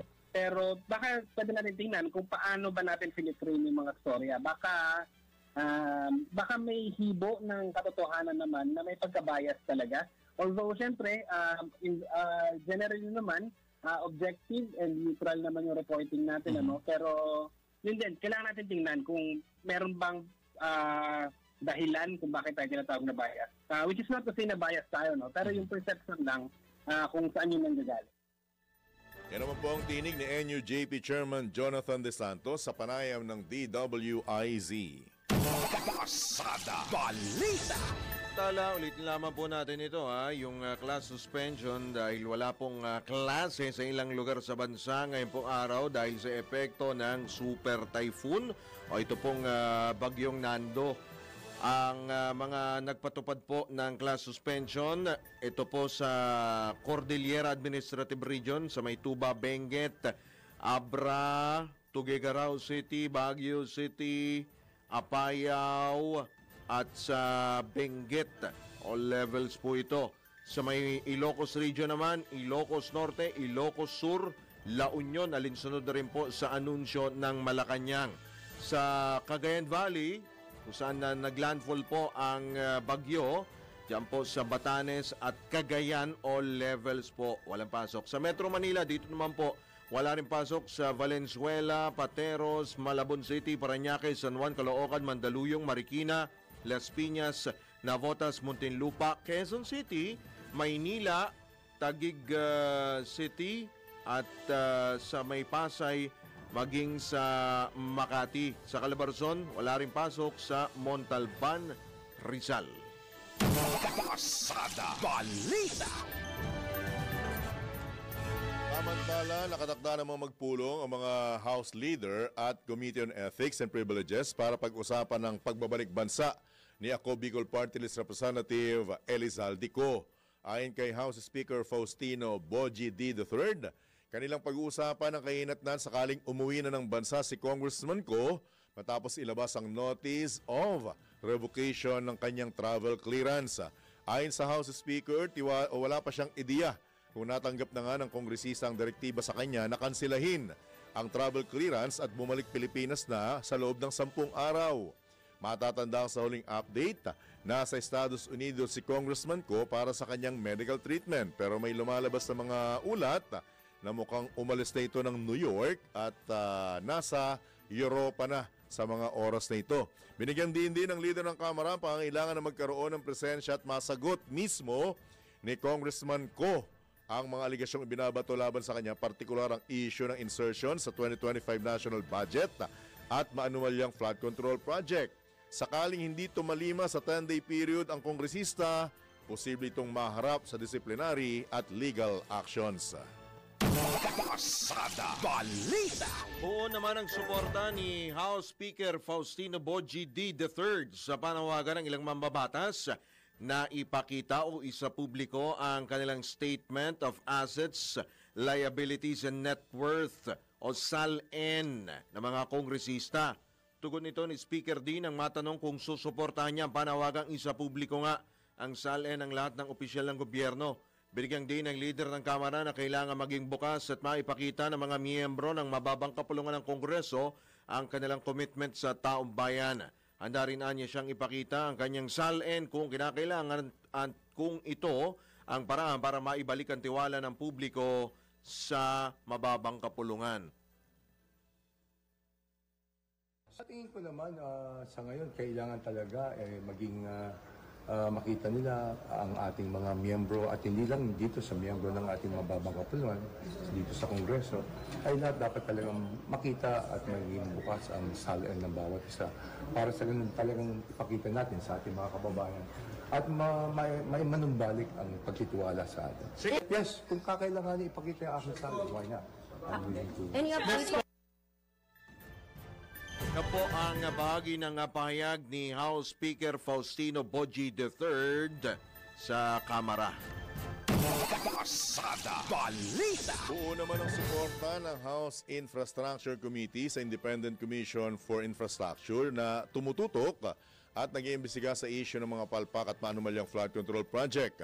Ayon kay House Infracom Co-Chairman at Bicol Sara Party List Representative Terry Ridon, kung sila man ay iimbitahan, handa silang makiisa sa hakbang na ginagawa ng ICI. Kabilang anyang ibibigay o kanila anyang ibibigay mga dokumento at ebidensyang natuklasan sa mga nakaraang pagdinig ng komite.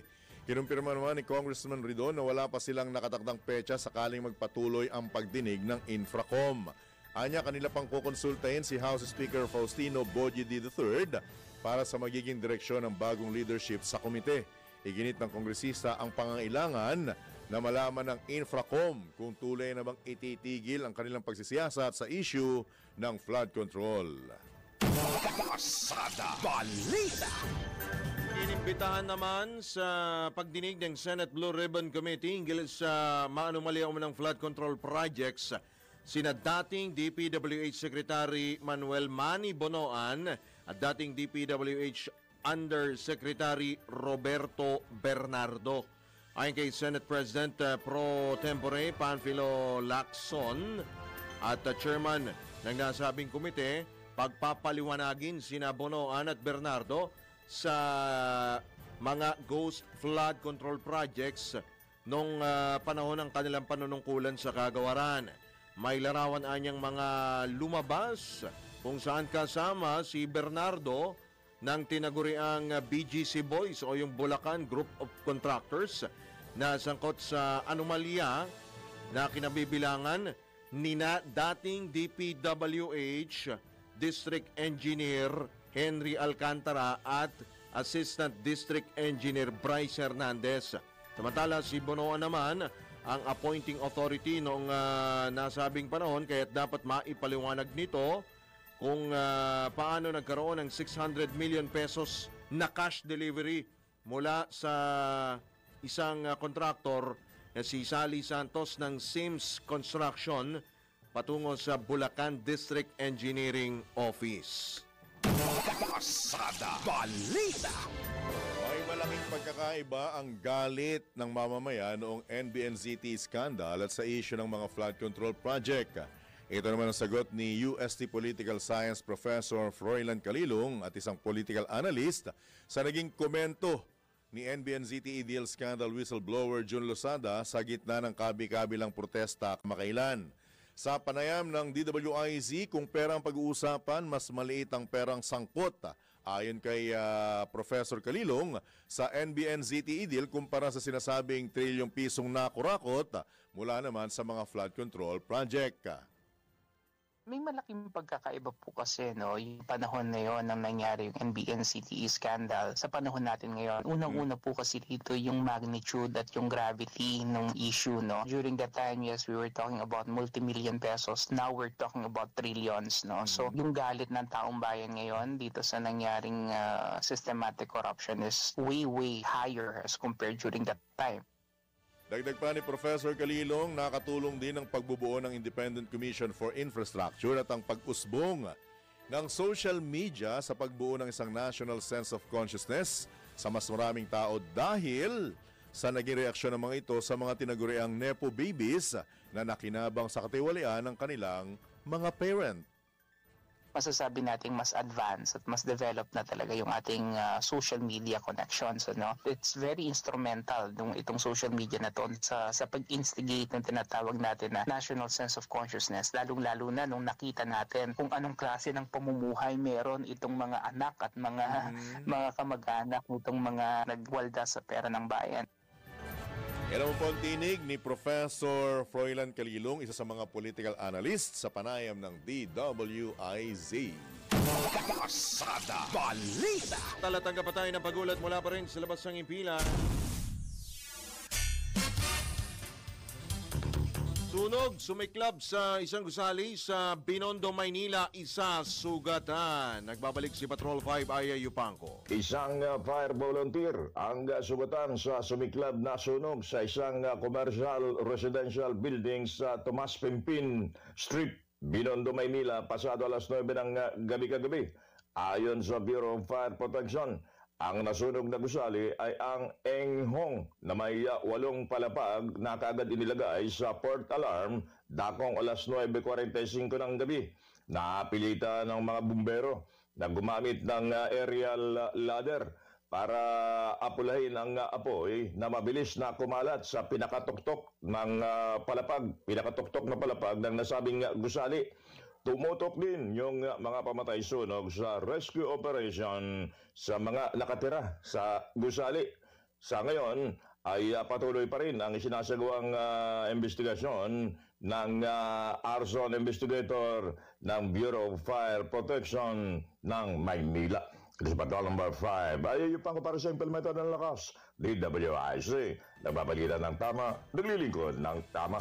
Kapag may bagong balita, naka-on air, agad-agad, DWIC Patrol Report! Ilang araw matapos ilunsad mismo ni Pangulong Ferdinand Marcos Jr. ang on-the-spot printing ng white beep cards, ininspeksyon ni Transportation Acting Secretary Giovanni Lopez ang mga estasyon sa Metro Rail Transit Line 3 at LRT Line 2 upang alamin ang sitwasyon ng mga estudyante, PWD at mga senior citizen. Sa pag-inspeksyon ng DOTR official sa pila sa MRT 3 Cubao, Guadalupe Taft at LRT 2 Cubao at Antipolo stations, inatasan nito ang AF Payment Incorporated na supplier ng mga beep cards na magdagdag ng mga printers sa high-volume stations para mabawasan ang pila at hindi maabala ang mga estudyante. Aring mag-apply para makakuha ng white beep card mula Lunes hanggang Biyernes, alas 8 ng umaga hanggang alas 5 ng hapon para sa unang 100 aplikante sa kada estasyon. Para sa mga hindi aabot sa cut-off, may libreng sakayang LRT2 at MRT3 sa mga aplikanteng palilipati ng estasyon kung saan kaunti lamang ang pila. Samantala, tuloy-tuloy naman ang pagpapatupad ng 50% discount sa pamamagitan ng single journey ticket para sa mga hindi nakakakuha ng white beep card. Pasada Balita! Babalik po muli ang Pasada Balita makalipas lamang po ilang mga paalala. Oras! Engineer Wener Contino, 15 minuto bago po sumapit ang ganap na alas 8. Pagpapatuloy pa rin ang ilang pa mga balita. Hinikayat ni Palace Press Officer Undersecretary Claire Castro mga otoridad na imbestigahan ang negosyante at si dating Ilocos Sur Governor Chavit Singson kasunod ng mga pahayag nito hinggil sa pagsisimula ng revolusyon laban sa pamahalaan.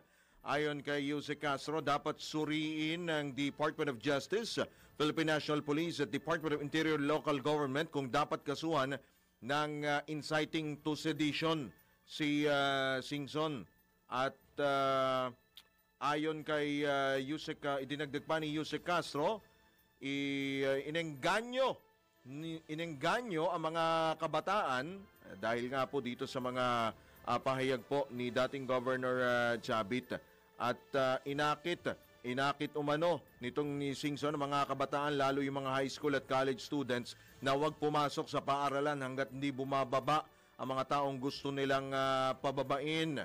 Ang inciting to sedition ay isang krimen na gawa ng sino mang hindi direktang lumalahok sa krimen ng sedisyon, ngunit nag-uudyok naman ng ibang tao sa gawain o sa aktibidad na maituturing na sedisyon. Pasada Balita. At kaugnay niya, naniniwala si Presidential Communications Office Undersecretary Claire Castro na planado at may responsable sa gulong nangyari na naghasik ng mga individual na karamihan mga menor de edad o kabataan. Ayon kay Jose Castro, walang mangyayaring gulo kung walang nag-utos. Kumbinsido rin ng palace official na hindi maaaring igiit ng mga nakalihok at nagpasimuno ng gulo na inaalam lang nila ang mga pangyayari, lalo na sila mismo ang walang habasan ng batot na nakit sa mga pulis. Pasada Balita. Balitang pangkalakalan. Malabong maabot ang minimum gross domestic product target ng Development Budget Coordination Committee sa susunod na taon dahil sa mataas na taripa na ipinataw ng Estados Unidos sa Pilipinas. Ito ayon sa batay sa pinakauling monetary policy report ng Bangko Sentral ng Pilipinas. Batay sa latest report ng BSP, maaabot ang 5.5 hanggang 6.5% minimum GDP growth target sa taong 2025, pero maaari namang hindi makamit ang 6 hanggang 7% target sa susunod na taon kundi sa 2027 pa. Magpapatuloy nila ang pag-angat ng inflation rate sa taong 2026 bago ito mag-stabilize sa 2027. Gayunman, nilinaw ng BSP na babawi naman ang ekonomiya sa 2027 kung saan matutumbok ng bansa ang growth target rate nito. Pasada Balita. Mga balitang dapat alam mo kahit sa labas ng bansa. DWIZ Balita sa ibang bansa. Umabot na sa 24 ang kumpirmadong patay matapos ang pagsabog sa isang Taliban compound sa hilagang kanlurang bahagi ng Pakistan. Ayon sa mga lokal na otoridad, materyales sa paggawa ng bomba ang sanhi ng pagsabog, ngunit may mga nagsasabi ring resulta ng airstrike ang mga naitalang patay. Mayroon ding magkakasalungat na pag-uulat kung saan sinasabing puro sibilyan lamang ang namatay at meron namang nagsasabi na kasama rin sa mga sinawing palad ang mga miyembro ng Taliban. Libo-libong Pakistani ang nakiramay sa pagkamatay ng mga naturang individual at nanawagan ng katarungan sa kanilang pamahalaan. Pasada Balita. Sa mundo ng palakasan, ang latest malalaman sa DWIZ Sports News. Federasyon International Volleyball o PIVB pinuri ang pag-host ng pag-host ng Pilipinas sa Men's World Championship. Alamin po natin ang sports update. Ihatid po yan ni Ian Articona. Good morning, Boss John at Boss Drew! Narito na ang latest sports update. Itinuring ni International Volleyball Federation President Fabio Azevedo na 10 out of 10 ang pag-host ng Pilipinas sa Men's World Championship ngayong taon. Ayon kay Azevedo, namangha siya sa passion ng mga Pilipino sa naturang sport at sa Olympic standards nito. Dagdag pa ng FIVB chief, inangat ng mga Pilipino ang level of excitement ng naturang palaro dahil na rin sa treatment ng bansa sa mga atleta na lumipad patungong Maynila. Bagamat maaga na eliminate ang Alas Pilipinas, natutuwa si Azevedo sa pagtutok ng mga Pilipino sa FIVB Men's World Championship na nakatakdang magtapos sa Setyembre 28. At yan ang sports balita. Ako si Ian Articona, nagbabalita ng tama, naglilingkod ng tama. Pasada Balita.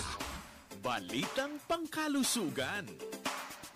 Kilala ang patola hindi lamang sa masarap nitong lasa, kundi pati rin sa pagiging mayaman nito sa nutrients at antioxidants na nakabubuti sa kalusugan. Bilang na rin narito ang pagiging mayaman nito sa manganese na nakatutulong sa pagpapababa ng blood sugar level at pagpapataas naman ng insulin secretion. Mataas din ang patola sa vitamin C content kung kaya't makatutulong ito sa pagpapalakas ng immune system, paggawa ng white blood cells at pagpapaganda ng balat. May taglay din ang patola na antioxidant properties na nagpoprotekta naman sa liver. Maganda rin ang pagkain ng patola sa mga nagbabawas ng timbang dahil mababa ito sa calories at fat, ngunit mataas ang patola sa fiber, vitamins at minerals.